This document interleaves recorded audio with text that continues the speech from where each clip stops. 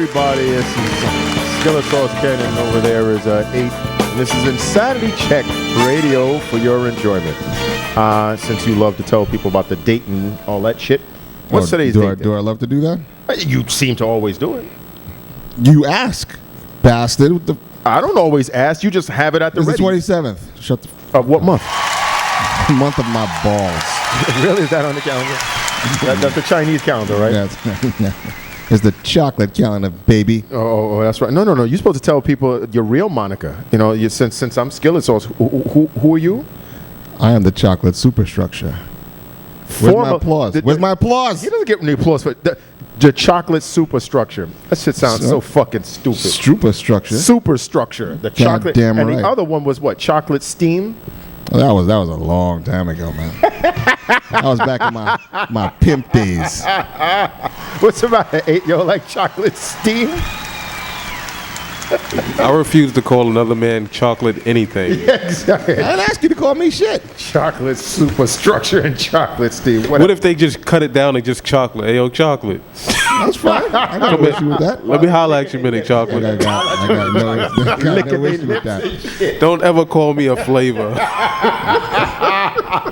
It's a confection, my man. It's a confection. Man.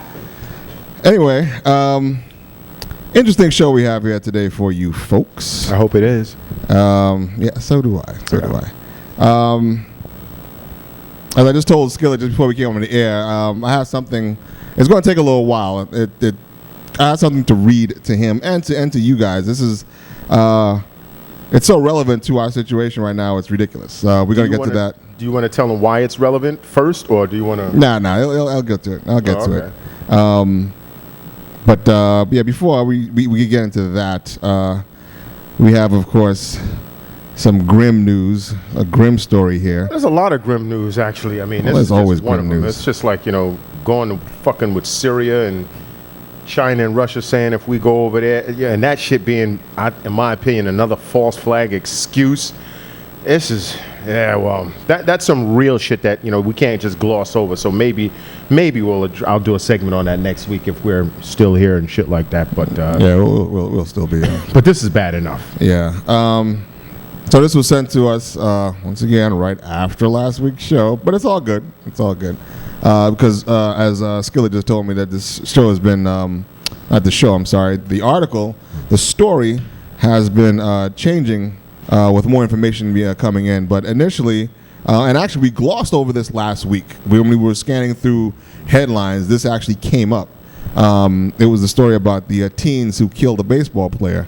The Australian cat, right? Right, an Australian like minor league baseball player or something like that. They claim, or no, at least one of them claims that sheer boredom caused them to murder this man.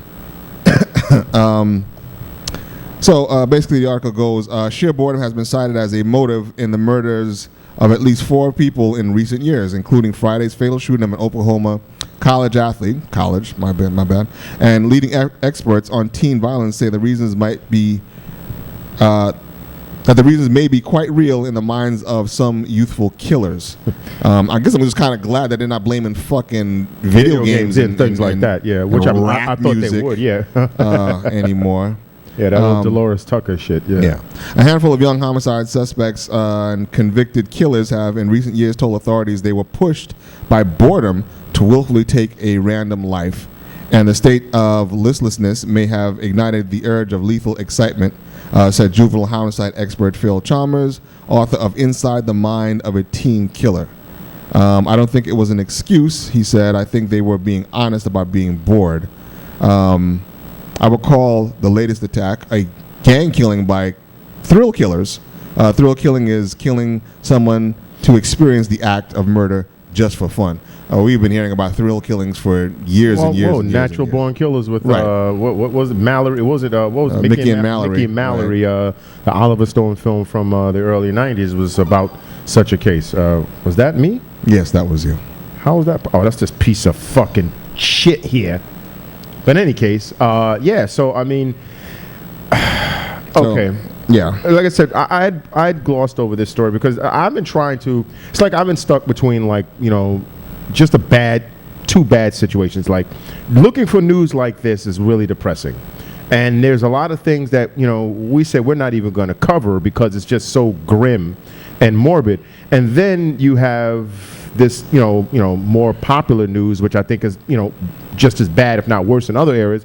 And, it just brings me down because I started to look more into the story, and they said, it's possible that, this was a gang initiation, and it just brought back,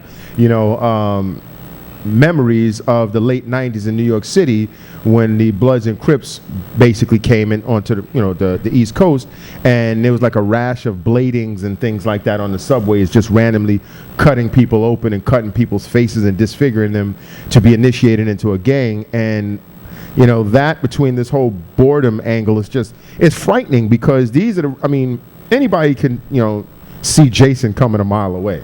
Right. But people like this, that it just would take a human life because they were bored, and they're so in the moment, like infants, that they can't understand that they're going to go to jail for the rest of their life.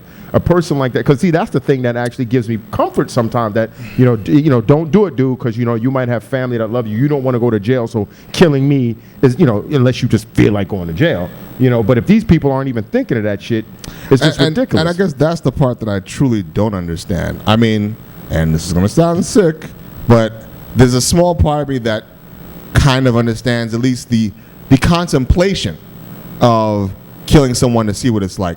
What? Huh? What? What? You contemplate killing people just to see what it's like? No, I said there's a small. You contemplate a whole. I always go back to what my sociology professor when I was in college said to me, and I've never forgotten this. Don't he kiss said, dudes in the back of the classroom? Pardon? I said, don't kiss dudes in the back of the classroom. That's what he said. That was actually in my syllabus, you cocksucker. Chocolate. He said, most, if not all of us, have disturbing, horrible thoughts pass through our minds here, there, some parts, in some fraction of our lives. It's the well-adjusted people who don't act on them. So, again, we've admitted that we thought about killing people in here for various reasons. Oh, yeah. We've admitted we'd like to kill people, certain people, for multiple reasons. But again, we just don't because we like our freedom. Yeah, exactly. I said Not because we're morally objected. It's not because we think we won't be able to pull it off. We just don't want to go to jail.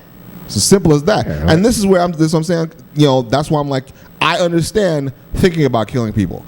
I don't understand okay, I'm going to lose my freedom forever just because I'm bored? This shows you, if it is as it's reported, then we've been commenting about moral decay for some time now. And this is just because these people are practically zombies.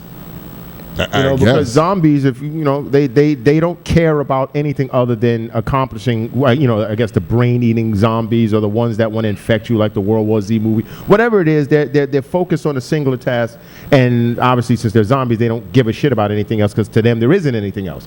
So a person like this, there has to be. I would love to study these people to find out how do you cut off that self-preservation part of your personality or your mind, and But see, again, this goes back to some other shit that we were talking about before, and that I keep on saying. This fucking rash of suicides by these fucking teens and the youth today. How is it you're more afraid or being ridiculed is worse to you than death? Yeah, I don't know. I don't understand that. I don't understand that. You're right. How they can somehow... because I say, suicide must be one of the most cowardly but bravest things in the world to do. Because, if someone said, hey, stick your hand in that fire over there, the thought of, I know this shit is going to hurt really badly, it's going to take a lot of effort for me to do something like that, and to do something like lynch myself, or the kid that dove off the bridge and you're drowning and all this other terrible shit. I'll take my chances with the bully. Yeah, it can't possibly be worse, but that's my mind. Right. So, again, these things just aren't anyway in balance to me, and how these people choose, one over the other, it's just mind-boggling. And this is almost like a I would say like carnival shooting. They just like was, hey man, Yeah. or like a Death Wish 3 movie, where the villains are just like caricatures of real people. They're just caricatures of villains rather. Oh, there's somebody, and just kill them. It just, if this were the Wild West, maybe, where there's one marshal per territory or something like that, maybe I can understand something like this. But with the street cameras and the amount of surveillance that's out there, and with forensics and all of this other CSI shit and all this other kind of stuff, this is one of the more disturbing stories that I've come across, simply because the motive was just boredom. Well, again, one of the three individuals claimed that was the case. Yeah, the other ones, like I said, it might be like the gang initiation thing, and right. I would say that I would hope that it was something more pressing than just boredom, but obviously it does. I hope that it never happened in the first place. Right. But these are frightening people to me. There's a gentleman named Dr. Cullen. He wrote a book, Columbine, which explored the 1999 mass shootings from the Columbine. He says, what I hear from that boredom statement is more like, people mean nothing to me, or I enjoyed this. What I hear is an extreme lack of empathy, an extreme callousness that people can't even conceive of, and then explaining it away by slapping boredom on it there. That's definitely, one angle. But again, where's the self-preservation? Where is the, give it a couple of weeks. There'll be a new Madden game out, some stupid reality show. You'll be entertained. Or go get a girl or something. I don't know. Do something, because, that his explanation, it's still not satisfactory. No. It's still not. I mean, for the way my brain works, that's not justification for me to give up my freedom for the rest of my life. But then they're talking about what is in 2010, 6 teenagers fatally stabbed 25-year-old pizza chef Matthew Chu in New London, Connecticut. They told authorities they did it because they were bored. All 6 were convicted and sentenced to prison. I mean, what the fuck you gonna be? I mean, did the pizza come late? I mean, what? It's just, again, it's the lack of forethought. I mean, the crime, and quite frankly, that's worse than what these 3 dudes did. I mean, at least they just shot somebody. Yeah. Stabbing someone, as I say, that's some personal shit. And then the way they say it's 6 teenagers, it sounds like they did some American Me shit to them. Whopped them up, multiple stabs. I mean, this is, And then look at this. In 2008, 22-year-old Jeremy Cancel suffocated Kevin Pravia, a Pace University sophomore, in the victim's Manhattan apartment by wrapping a plastic bag and cord around his head.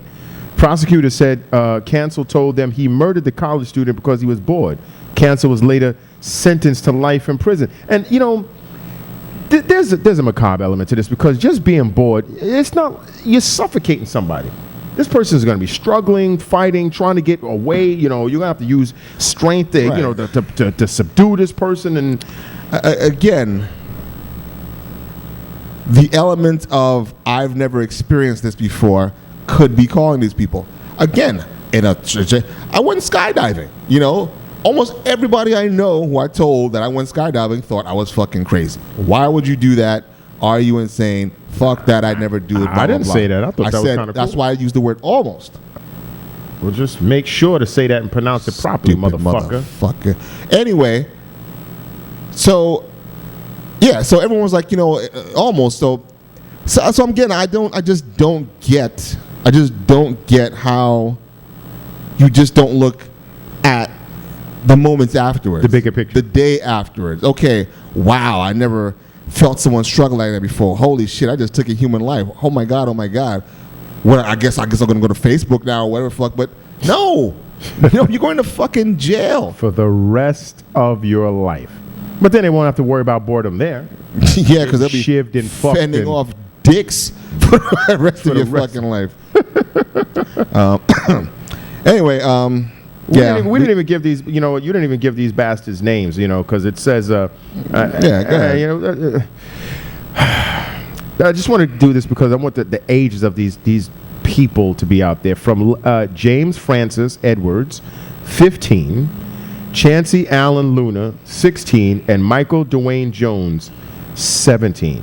Edwards and Luna were charged August 20th with first-degree murder in the shooting death of college baseball player out for a jog. I mean, their whole lives, I mean, they have like 60, 70 years ahead of them, all to be placed in jail. And we haven't even touched upon, you know, because right after this happened, the Donald Trump and a couple of others were saying, they sort of like lumped this into the Zimmerman trial. And they tried to say, you know, will justice be there for the Australian guy, you know, the murder victim. And I immediately shied away from it. Normally, I'm the kind of guy that likes to go to the comments, but I didn't even want to hear what they had to say, because as far as I'm concerned, this goes to exactly the point that we made. I know I definitely made it about the Zimmerman thing, which is when black people tend to do this kind of shit to somebody white, they go to jail. Justice is served. They go to jail. They caught these kids within that same day. You know, they saying they getting charged. You know, charged. There's no, you know, should we or should we not prosecute? No, they're fucked. They're going to jail for the rest of their life. So to me, there's no parallel between this and that Zimmerman shit. You know, there was no pause when it came to authorities to arrest these kids. Rightfully so. What they did was absolutely wrong. There's no doubt that they did it. Just like there was no doubt that Zimmerman shot that, you know, Trayvon Martin. And, you know, but, you know, that was just that. I really didn't even want to get into all of that shit. But I just thought it was interesting that right afterwards, these people somehow tried to lump this into, you know, put a tag a racial component to it, you know. Well, you know, pretty simply, fuck those people.